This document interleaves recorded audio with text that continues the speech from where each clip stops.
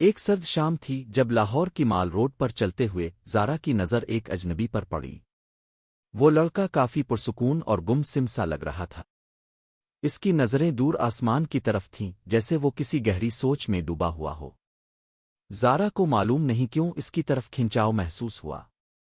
نہ وہ لڑکا خوبصورتی میں کوئی شہزادہ تھا، نہ ہی کوئی خاص بات نظر آ رہی تھی، مگر کچھ تو تھا، کچھ ایسا جو زارا کے دل کو چھو گیا۔ چند لمحوں بعد اچانک وہ اجنبی الفاٹے اور زارا کے قریب بینچ پر آ کر بیٹھ گیا۔ زارا کا دل تیز تیز دھڑکنے لگا۔ اس نے نظریں جھکا لیں۔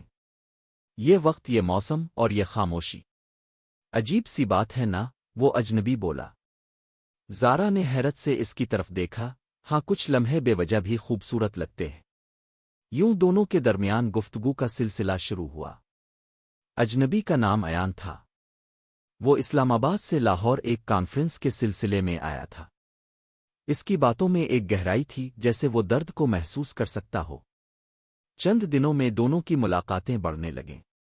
زارا کو احساس ہونے لگا کہ وہ ایان سے محبت کرنے لگی ہے، مگر ایان ہمیشہ اپنی باتوں میں کوئی فاصلہ رکھتا، جیسے وہ دل میں کچھ چھپائے بیٹھا ہو۔ ایک دن زارا نے پوچھ ہی لیا، ایان، تم ہمیشہ اتنے اداس کیوں لگتے ہو؟ ایان نے لمبی سانس لی۔ زارا، محبت کا زخم ابھی تازہ ہے۔ کسی کو چاہا تھا مگر وہ ساتھ چھوڑ گئی۔ اب ڈر لگتا ہے دوبارہ کسی کے قریب آنے سے۔ زارا کی آنکھوں میں نمی آ گئی۔ محبت صرف پانے کا نام نہیں، کبھی کبھی کسی کے درد کو بانٹنا بھی محبت ہوتا ہے۔ یہ جملہ ایان کے دل کو چھو گیا۔ اس دن کے بعد اس نے زارا کے ساتھ وقت گزارنا شروع کیا، بغیر کسی خوف کے، بغیر کسی دھوکے کے۔ دھیرے دھیرے ایان کے زخم بھرنے لگے، اور زارا کی محبت نے اسے ایک نیا زندگی کا مطلب سکھایا۔ 6 مہینے بعد لاہور کے اسی بینچ پر ایان نے زارا کا ہاتھ تھاما اور کہا، کیا تم ایک اجنبی کو اپنی زندگی کا حصہ بنانا چاہو گی؟ زارا مسکرا دی، تم اب اجنبی نہیں رہے، تم تو میری دنیا بن چکے ہو۔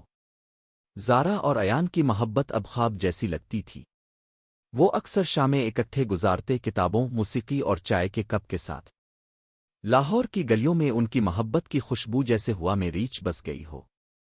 ایک دن ایان کو اسلام آباد واپس جانا پڑا۔ اس کی نوکری وہاں تھی اور زارا لاہور میں اپنی تعلیم مکمل کر رہی تھی۔ یہ فاصلے کیا ہماری محبت کو کمزور کر دیں گے؟ زارا نے دھیمی آواز میں پوچھا۔ ایان نے اس کے ہاتھ تھامے۔ فاصلے اگر سچے دلوں کے درمیان ہوں تو وہ رکاوٹ نہیں بنتے، بلکہ محبت کو مضبوط کرتے ہیں۔ میں وعدہ کرتا ہوں روز فون کروں گا اور ہر مہینے تم سے ملنے آؤں گا۔ زارا نے مسکرا کر سر ہلایا، مگر اس کے دل میں ایک انجانا خوف چھپ گیا۔ چند ماہ بعد، شروع میں تو سب کچھ ویسا ہی رہا جیسا وعدہ کیا گیا تھا، مگر وقت کے ساتھ ایان کی کالز کم ہونے لگے، پیغامات کا جواب دیر سے آنے لگا۔ زارا پریشان رہنے لگی۔ ایک شام اس نے ایان کو فون کیا۔ ایان، سب کچھ ٹھیک ہے نا؟ تم بدل گئے ہو کیا؟ ایان کی آواز تھکی ہوئی تھی، او زارا میں مصروف ہوں۔ دفتر کا دباؤ، زندگی کے مسائل، سمجھا کرو یار۔ زارا خاموش ہو گئی۔ وہ سمجھ رہی تھی مگر دل بہلانا مشکل تھا۔ وہ سوچنے لگی، کیا محبت صرف ساتھ ہونے کا نام ہے؟ انتظار کا بھی؟ 1 ماہ بعد زارا اسلام آباد گئی۔ اس نے سوچا اچانک جا کر ایان کو سرپرائز دے گی۔ وہ اس کے دفتر پہنچی، مگر جب اس نے ریسیپشن پر ایان کا پوچھا تو جواب ملا، ایان صاحب آج کل چھٹی پر ہیں، وہ تو لاہور میں ہوتے ہیں شاید۔ زارا حیران رہ گئی۔ دل کی دھڑکن تیز ہو گئی۔ اسی لمحے اسے کسی نے آواز دی۔ پیچھے موڑ کر دیکھا، ایان کھڑا تھا اور اس کے ساتھ ایک لڑکی بھی تھی جس کا ہاتھ اس نے تھاما ہوا تھا۔ زارا کے قدم جیسے زمین میں دھنس گئے۔ آنکھوں کے سامنے سب کچھ دھندلا سا ہو گیا۔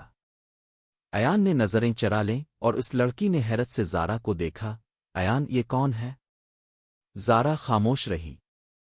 پھر دھیرے سے کہا، میں وہ ہوں جس نے تمہارے زخم بھرنے میں اپنی روح لگا دی، اور تم ایک اجنبی ہی رہے ہمیشہ کے لیے۔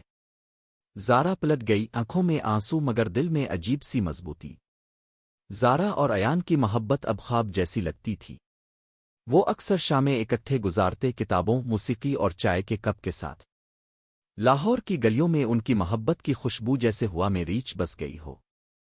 ایک دن ایان کو اسلام آباد واپس جانا پڑا۔ اس کی نوکری وہاں تھی اور زارا لاہور میں اپنی تعلیم مکمل کر رہی تھی۔